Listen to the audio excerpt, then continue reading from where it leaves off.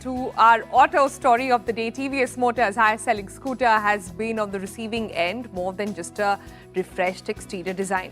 It's got an all-new engine, new chassis, and new list of features from 2024, which will strengthen the challenge to the segment leader, which is the Honda Activa, in a tussle for the top spot. Overdrive with a Versus.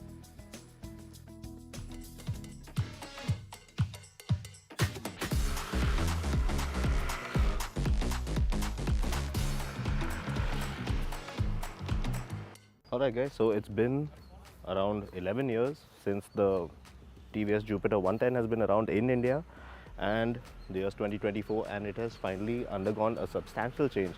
This could be considered a generational change because that's an all new engine, a different chassis, and of course different design and features as well.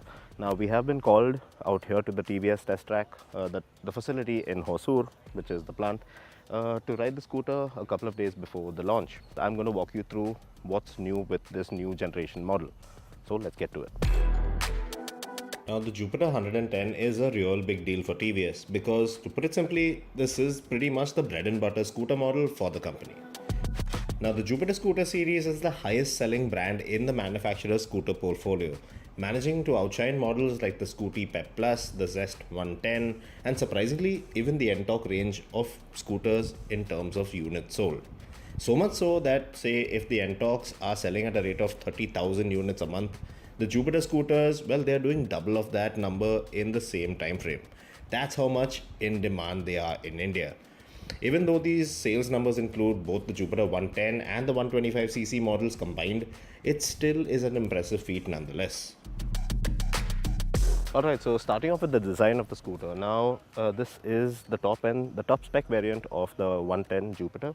So it comes with this very peculiar, nice color scheme as well, and very refreshing in terms of design. It has a more modern take on although it is a family oriented scooter, it's not that sporty, but it does have a nice futuristic look to it, primarily thanks to that long running DLL along the front apron of the scooter.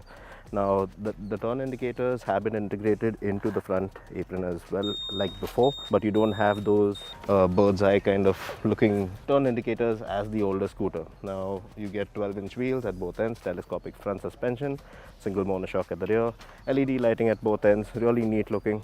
And of course this top spec variant is identifiable visually by, of course, the DRLs, which are complete all around the scooter, and the disc brake. The disc brake is only available on the top spec variant, and which includes the connected tech.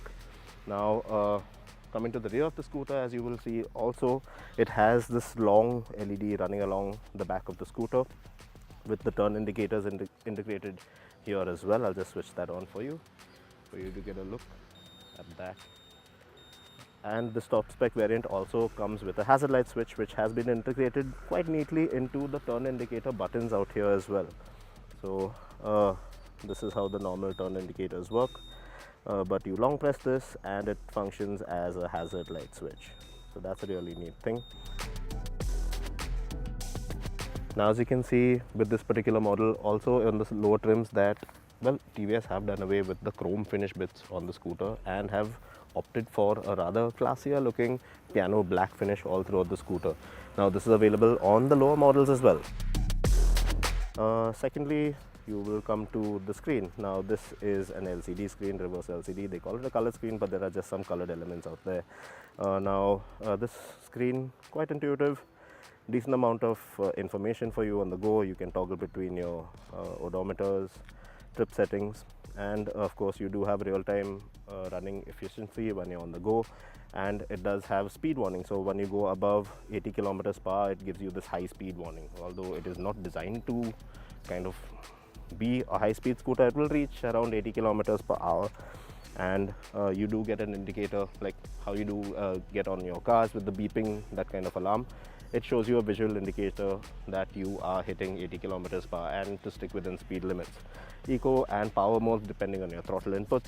And of course now this is the new chassis. So this is the same chassis as that of the Jupiter 125. So the entire layout of the 110 has improved, I would say, because yes, as you can see, the fuel filler lid out here with the 110, like with the 125, has shifted to the front, the aprons to fill your fuel quite conveniently on the go.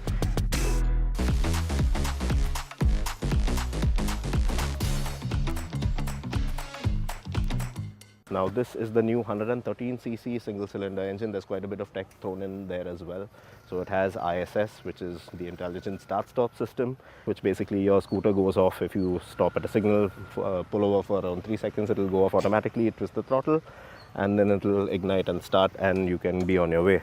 Then there have been other integrated technologies with this particular motor, like you have this small boost kind of feature, which works more or less on the lines of the Yamaha Ray ZR, where yes, now the max power of this motor is around 8 PS of max power and around 9.2 Nm of torque. But then there is a small indicator on the dashboard that tells you that you have some power from the battery to thrust you forward with a little more gusto, because your power is bumped up, your torque in fact is bumped up to around 9.8 Nm of torque with that assist from the electrical motor. From the battery, that draws power from the battery and gives you a little more shove on your initial phase of acceleration. So that is pretty neat as well. Now in terms of braking, yes, you do get a disc brake up in front with the top spec variant, drum brake at the rear, single sided swing arm.